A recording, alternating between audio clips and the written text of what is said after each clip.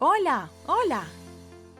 Como ya sabes, en cada lección contaremos con la compañía de un experto que con sus explicaciones nos ayudará a comprender mejor aquellos temas que debes saber para mejorar tu desempeño en el examen de admisión. De nuevo nos acompaña el profesor Grimaldo Oleas Liñán, y esta vez nos estará contando acerca de qué se debe hacer para afrontar con éxito la resolución de problemas. Como verás, este es un asunto fundamental para el gran día en que deberás poner a prueba tus conocimientos al realizar la prueba de admisión de la universidad. Así que mucha atención a las explicaciones del profe. Recuerda que puedes ver el video las veces que sea necesario. ¡Mucho ánimo! Hola, continuando con la lección 1, vamos a abordar hoy el segundo tema. Es el tema que da respuesta a la pregunta ¿qué hacer para afrontar con éxito la resolución de problemas? En ella hablaremos de las recomendaciones que nos hacen dos profesores destacados, como son el profesor húngaro George Polya y el profesor Miguel de Guzmán. El profesor George Polya, si bien hizo mucho trabajo matemático de profundidad, también se preocupó por el proceso de enseñanza y aprendizaje de la matemática. El profesor Polya hacía énfasis en la necesidad de que tengamos procesos de descubrimiento. Él decía, para resolver un problema, uno hace una pausa, reflexiona y hasta puede ser que ejecute pasos originales que no había ensayado antes para encontrar una respuesta. Recuerda que el trabajo matemático consiste fundamentalmente en resolver problemas.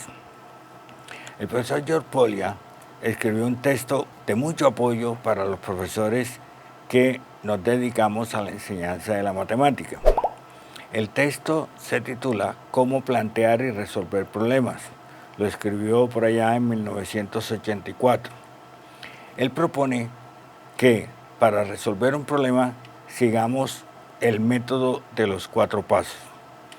El profesor Polya definió estos pasos fundamentalmente así. Primer paso, comprensión del problema. Segundo paso, configuración de un plan. Tercero, ejecución de un plan o del plan y una mirada retrospectiva. Vamos a hablar un poco de cada uno de estos pasos.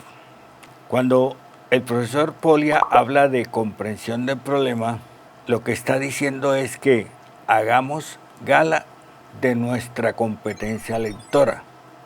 Para comprender el problema es necesario, es fundamental que sepamos leer.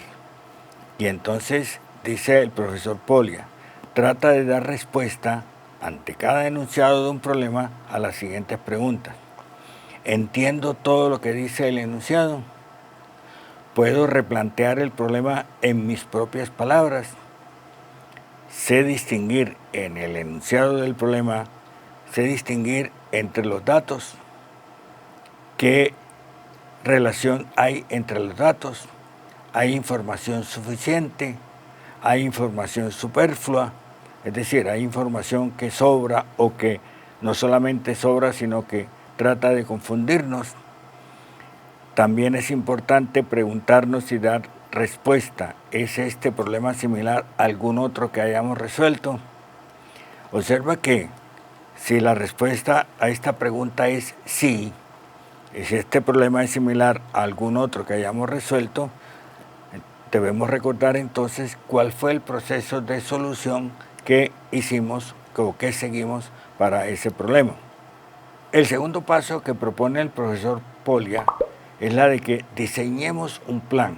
Lo titula configuración de un plan. Y entonces él sugiere que ensayemos métodos. Una cosa importante en la resolución de problemas es que para la matemática no hay reglas, no hay recetas para resolver problemas. Cada problema es distinto a los anteriores que hemos resuelto o que hemos intentado resolver. Y entonces en algunos problemas para su solución podrá funcionarnos el ensayo y error, conjeturar y probar o refutar alguna conjetura. A veces, ante un enunciado de un problema, nosotros pensamos que se podría iniciar su solución de determinada manera. Y entonces, a veces pensamos en que hay resultados que van a ser válidos siempre. Conjeturamos y entonces procedemos a probar esa conjetura o a refutarla. También sugiere que busquemos un patrón de comportamiento.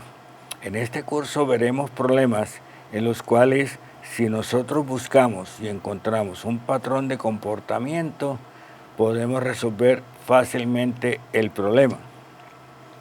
Por ejemplo, si a ti te preguntan si vas a elevar el número 37 a la potencia 2019, ¿cuál será la última cifra de ese resultado?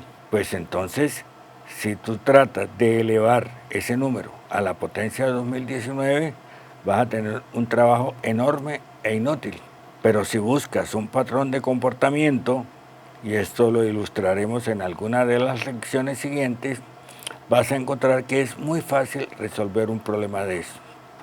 A veces vale la pena hacer una lista de cosas que se van dando a raíz del enunciado del problema. Otras veces lo reducimos a un problema más simple y entonces, a partir de ese problema más simple, podemos resolver nuestro problema más complejo. En muchos casos es recomendable hacer una figura, hacer un diagrama, particularmente en los problemas de conjuntos, en los problemas de geometría. Las figuras van a ser fundamentales para que nosotros tengamos claridad acerca de la resolución de un problema. Hay casos en los que podemos razonar de manera directa, otros habrá que razonar de manera indirecta, otras habrá que usar propiedades de los números pares, propiedades de los números impares, los números primos, etc. Hay problemas en los cuales es conveniente trabajar hacia atrás. ¿Qué significa esto? Partir del final del enunciado, del resultado final, y paso a paso, marchando hacia atrás, podemos llegar fácilmente a encontrar la solución. Habrá casos también en donde será conveniente aprovechar ciertas simetrías para poder resolver el problema. Recuerda el ejemplo que resolvimos del cuadrado inmerso en un cuadrado mayor. En ese caso trabajamos con simetrías y esa simetría nos ayudó muchísimo para resolver el problema fácilmente. En otras ocasiones habrá que usar diferentes casos, plantear el problema en diferentes casos para encontrar una solución. Una vez que nosotros definamos cuál va a ser nuestro plan, procedemos a ejecutar el plan y entonces implementamos diferentes estrategias para resolver el problema. Puede suceder que sencillamente el plan que escogimos sea el adecuado para resolver el problema y en ese caso continuamos y llegamos al final con éxito. Pero también puede suceder que el plan que escogimos no sea el adecuado. En ese caso no nos preocupemos, volvemos a empezar y esto es muy común en el trabajo matemático. Escogemos un plan, tratamos de desarrollar el plan, pero en el camino nos damos cuenta de que ese plan que escogimos no es el adecuado y volvemos al paso 2, a definir una estrategia de solución. Continuamos así hasta que encontremos un camino que realmente nos lleve a la solución del problema. El cuarto paso es lo que el profesor Poglia llama mirada retrospectiva. Él recomienda dar respuesta a preguntas como las siguientes. ¿Es correcta nuestra solución? ¿Satisface nuestra respuesta a lo establecido en el problema? Estas dos preguntas apuntan a que nosotros contrastemos el resultado o los resultados obtenidos con el enunciado. Si vemos que la respuesta o las respuestas obtenidas se ajustan al enunciado del problema, podemos quedar satisfechos. Hay otras dos preguntas. ¿Se nos ocurre una solución más sencilla? Podemos ver cómo extender nuestra solución a un caso general. estas dos preguntas no tienen importancia para el caso de la presentación de un examen de admisión, pero sí la tienen para el trabajo matemático común y corriente que hacemos en el colegio, que hacemos en la universidad. Buscar siempre soluciones más sencillas a los problemas que hemos resuelto y tratar de buscar formas de generalizar, cuando sea posible, los resultados obtenidos.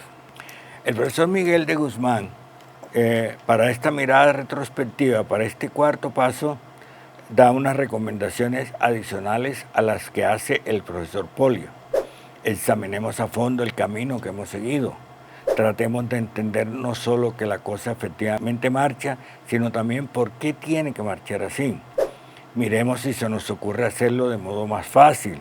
Analicemos hasta dónde funciona el método que hemos seguido para ver si lo podemos usar en otras circunstancias. Reflexionemos sobre nuestro propio proceso de pensamiento y saquemos consecuencias para el futuro.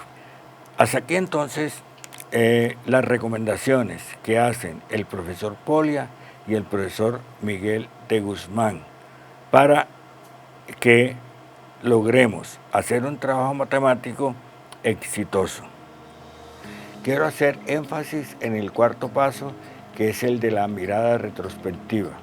¿Qué quiere decir esto? Que ante la solución de un problema no te quedes tranquilo con la respuesta, sino que constata que la respuesta que obtuviste está de acuerdo con el enunciado que te dieron.